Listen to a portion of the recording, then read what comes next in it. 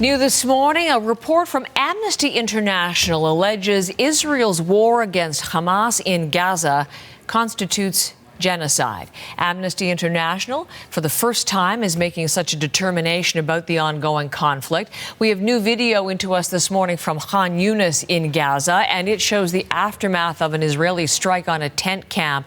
Officials say 17 people were killed. Amnesty International says Israel has, quote, unleashed hell with total impunity on the population of Gaza. That's how it's characterized, and Amnesty International accuses Israel of violating several sections of the Genocide Convention, an international treaty adopted by the United Nations. Let's bring in Tom Perry on the story. He's leading our CBC News team on the ground, and he is live in Jerusalem with us this hour. Tell us more, if you would, Tom, about this Amnesty International report, its key findings, and the allegations it's making.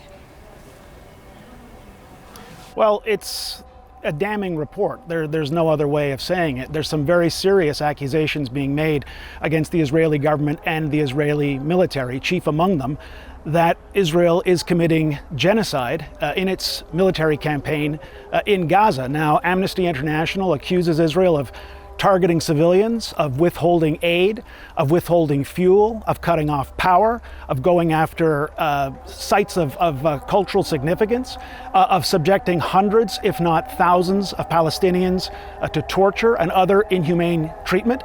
And it says it's doing all of this in the interest of destroying Palestinian people in Gaza, and it calls that genocide. Now, the Israeli government, of course, is rejecting this.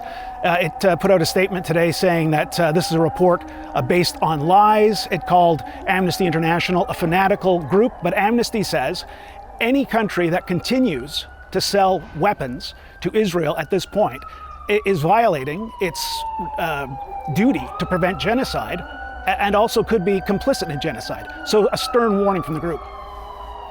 Amnesty International, Tom, has also called on the United Nations to enforce a ceasefire between Israel and Hamas.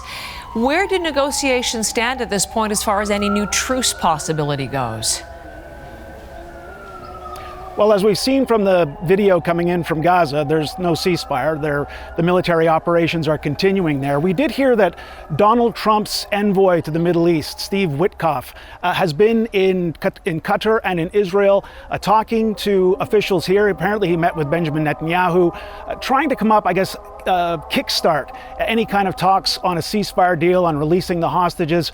Donald Trump has, of course, said that if the hostages aren't released by January 20th, that's when he's inaugurated, that there'll be hell to pay. But right now, it just seems very elusive. We've seen a ceasefire with Hezbollah and Israel, but we have not seen yet any significant move on a ceasefire between Israel and Hamas.